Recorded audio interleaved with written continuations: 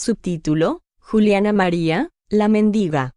En el pueblo de Vilat, cerca de Nosai, Loira Inferior, había una pobre mujer llamada Juliana María, anciana achacosa, que vivía de limosna.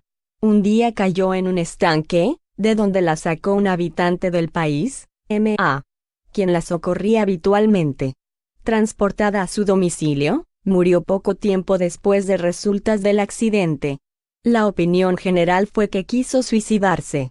El mismo día de su fallecimiento, el que la había salvado, que es espiritista y medium, sintió en toda su persona como un rozamiento de alguno que estuviera junto a él, sin explicarse, sin embargo, la causa.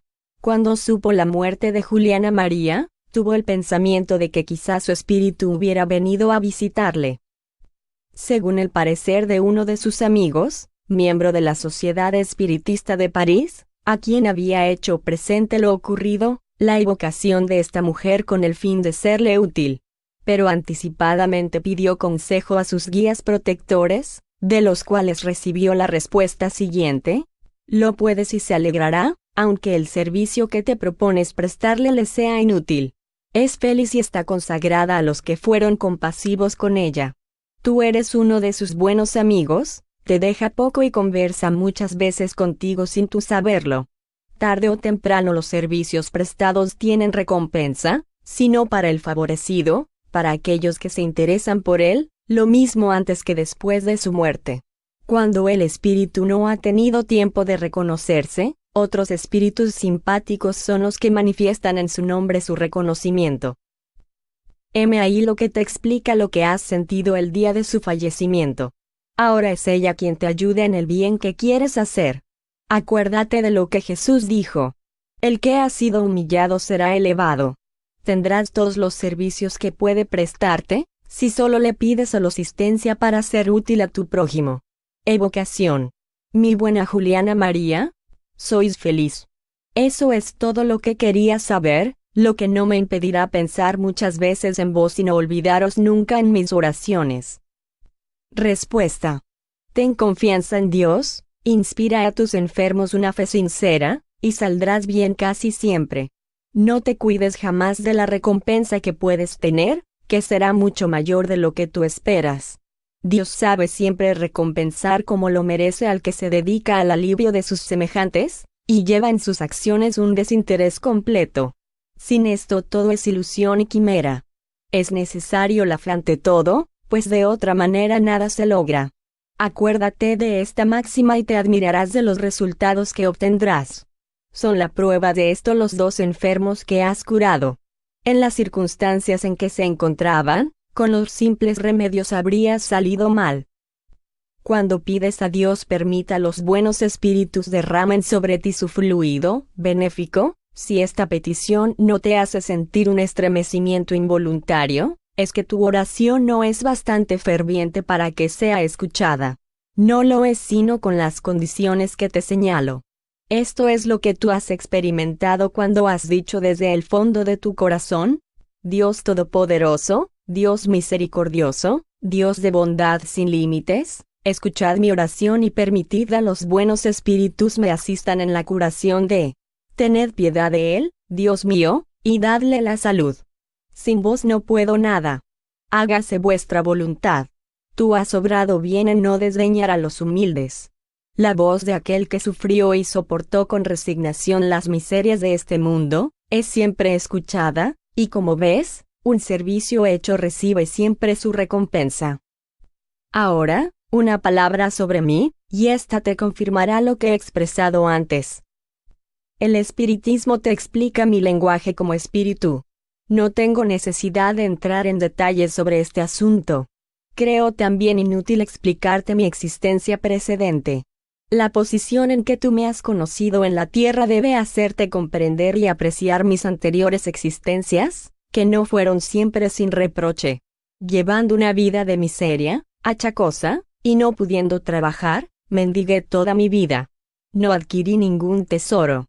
En mi vejez, mis pequeñas economías se limitaban a 100 de francos, que reservaba para cuando mis piernas no podrían llevarme.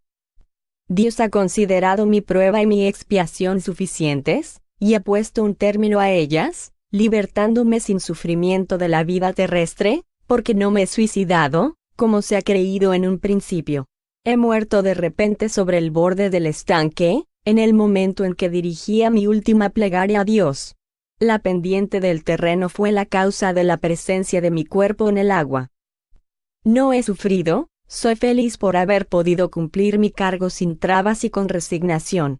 Me hice útil, en la medida de mis fuerzas y de mis medios, y evité hacer mal al prójimo. Hoy recibo la recompensa, y doy gracias a Dios, nuestro divino Señor, quien endulza la amargura de las pruebas haciéndonos olvidar, durante la vida, nuestras antiguas existencias, y pone a nuestro encuentro almas caritativas para ayudarnos a soportar la carga de nuestras faltas pasadas. Persevera también tú, y como yo, serás recompensado. Te doy las gracias por tus buenas oraciones y por el servicio que me has prestado. No lo olvidaré jamás. Otro día nos volveremos a ver y sabrás muchas cuestiones que por ahora te sería superfluo saberlas. Basta que sepas que te soy adicta del todo, y que estaré siempre cerca de ti cuando tengas necesidad de mí para aliviar al que sufre. La pobre buena mujer Juliana María. Anotación. Habiéndose evocado en la Sociedad de París el 10 de junio de 1864, el espíritu de Juliana María dictó la comunicación siguiente. Fin de la anotación.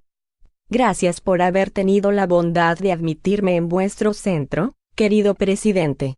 Habéis conocido que mis existencias anteriores eran más elevadas como posición social.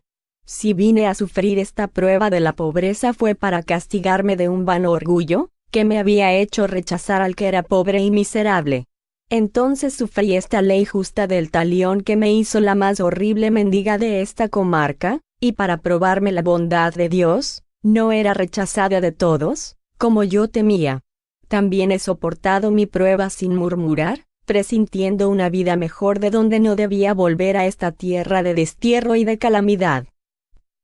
Qué felicidad el día en que nuestra alma, joven todavía, pueda entrar en la vida espiritual para volver a ver los seres que ama. Porque yo también he amado, y soy dichosa en haber vuelto a encontrar a los que me han precedido. Gracias al bueno M.A., que me abrió la puerta del reconocimiento.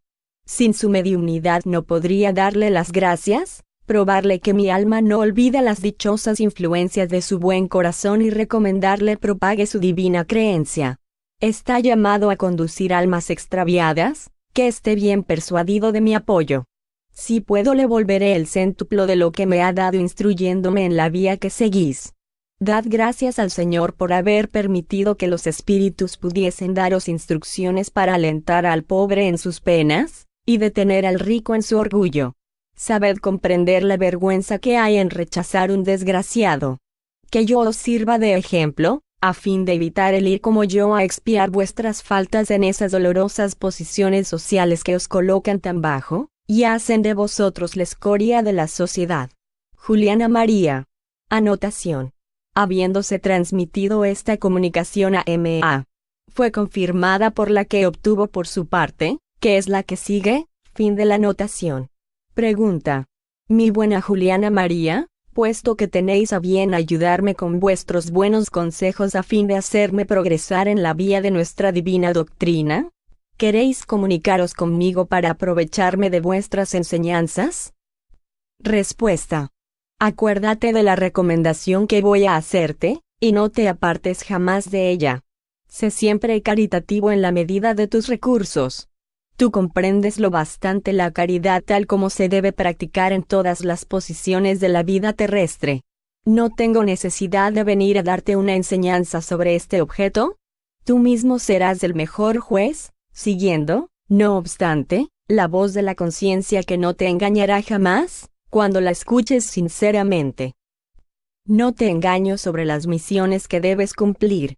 Pequeños y grandes tienen la suya. La mía ha sido penosa, pero merecía semejante castigo por mis existencias precedentes, como he ido a manifestarlo al buen presidente de la Sociedad Madre de París, a la cual os reuniréis todos un día. Este día no está tan distante como piensas.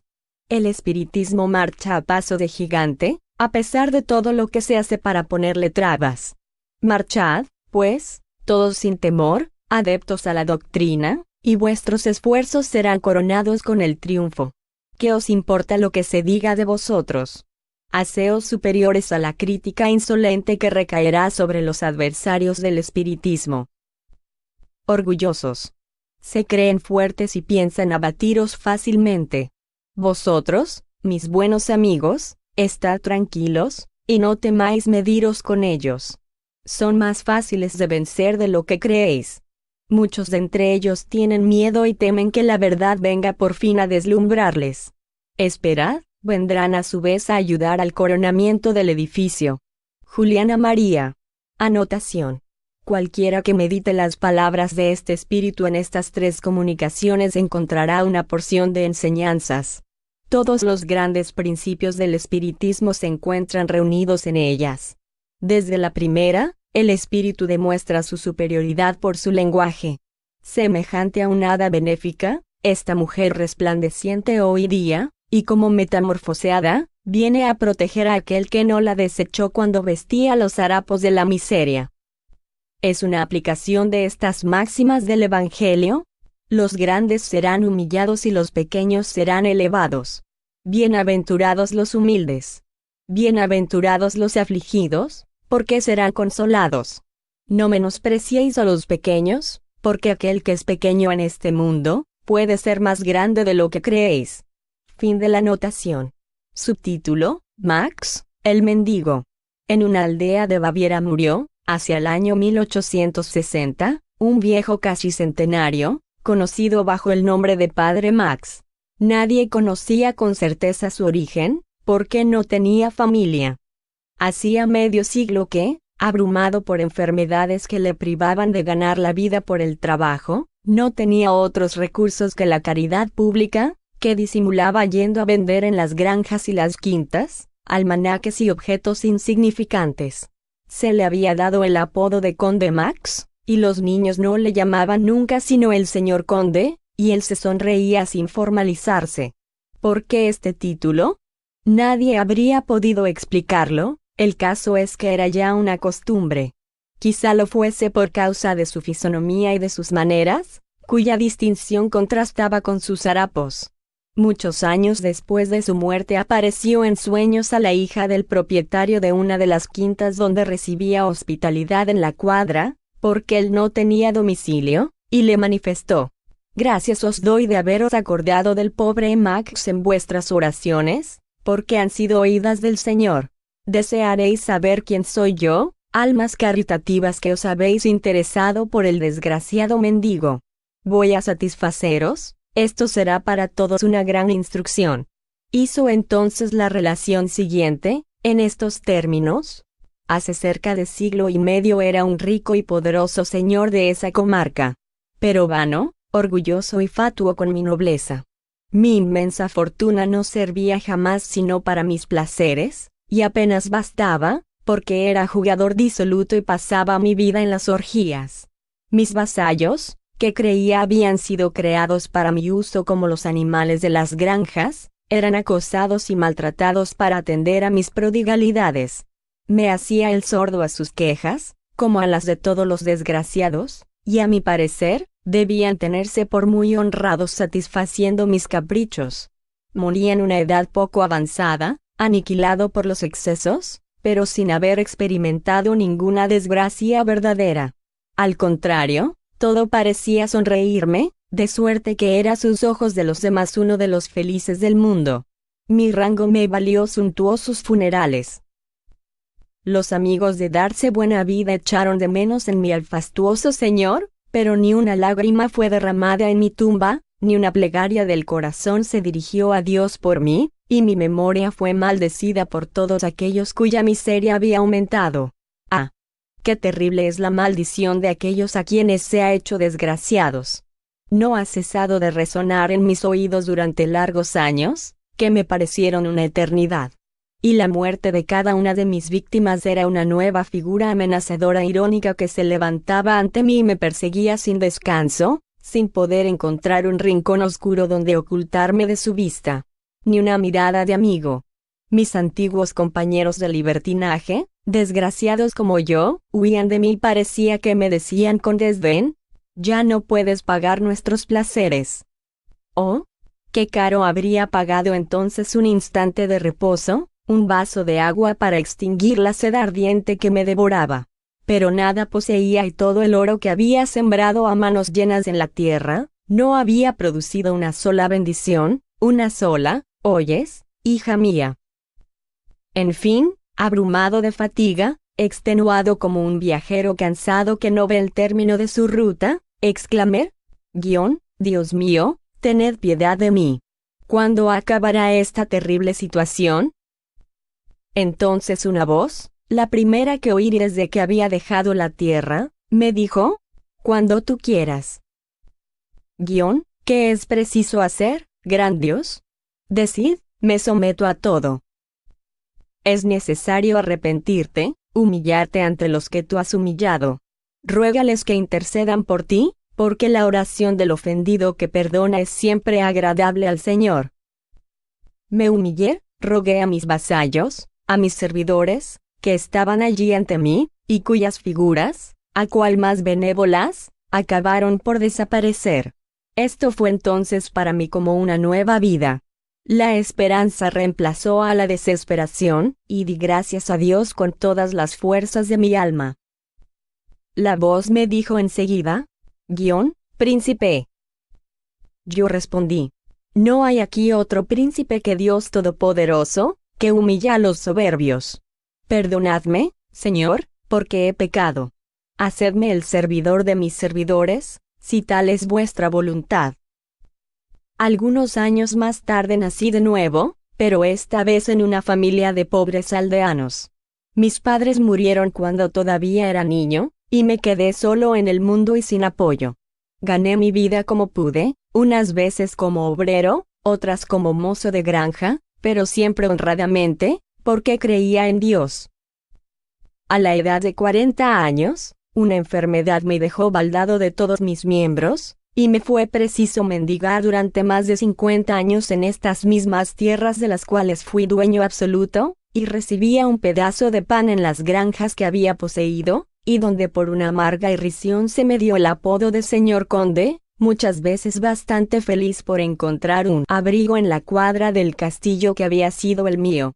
Soñando, me complacía en recorrer este mismo castillo donde he mandado como déspota. ¿Cuántas veces en mis ensueños me he visto allí en medio de mi antigua fortuna? Estas visiones me dejaban al despertar un indefinible sentimiento de amargura y pesar, pero jamás una queja salió de mi boca, y cuando quiso Dios llamarme así, le he bendecido por haberme dado el valor de sufrir sin murmurar esta larga y penosa prueba, de la cual recibo hoy la recompensa. Y a vos, hija mía, os bendigo por haber rogado por mí. Anotación. Recomendamos este relato a los que pretenden que los hombres no tendrían freno sin el espantajo de las penas eternas a la vista, y díganos si la perspectiva de un castigo como el del padre Max es más a propósito para detener en la pendiente del mal que los tormentos sin fin en los que nadie cree. Fin de la anotación. Subtítulo: Historia de un doméstico. En una familia de alto rango había un joven doméstico cuya figura inteligente y fina nos hizo impresión por su aire distinguido. Nada en sus maneras indicaba bajeza. Su celo por el servicio de sus amos no se parecía en nada a ese obsequio servil propio de las gentes de su condición. Al año siguiente, habiendo vuelto a visitar a aquella familia, no vimos al joven, y preguntamos si se le había despedido. Nos contestaron: no, se fue a pasar algunos días a su país y en él murió. Nosotros lo sentimos mucho, porque era un excelente sujeto, y tenía sentimientos verdaderamente más elevados que su posición. Nos era muy simpático y nos ha dado pruebas del mayor afecto. Más adelante nos vino el pensamiento de evocar a este joven, y he aquí lo que nos manifestó.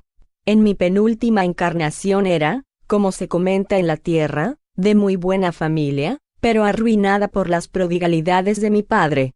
Quedé huérfano muy joven y sin recursos. Un amigo de mi padre me recogió, me educó como a su hijo dándome una brillante educación por la que me envanecí. Este amigo es hoy día MDG, en cuyo servicio me habéis visto. He querido en mi última existencia expiar mi orgullo, naciendo en una condición servil, y he encontrado en ella la ocasión de probar adhesión a mi bienhechor. Le salvé la vida sin que jamás lo haya pensado. Esta era al mismo tiempo una prueba de la que salí con ventaja, pues tuve bastante fuerza para no dejarme corromper con el contacto de un círculo casi siempre vicioso. A pesar de los malos ejemplos, permanecí puro, y doy por esto gracias a Dios, porque estoy recompensado con la dicha que gozo. Pregunta: ¿en qué circunstancias habéis salvado la vida a MDG? Respuesta: en un paseo a caballo en que le seguía, percibí un grueso árbol que caía de su lado y que él no veía. Le llamé dando un grito terrible, se volvió prontamente, y durante este tiempo, el árbol cayó a sus pies.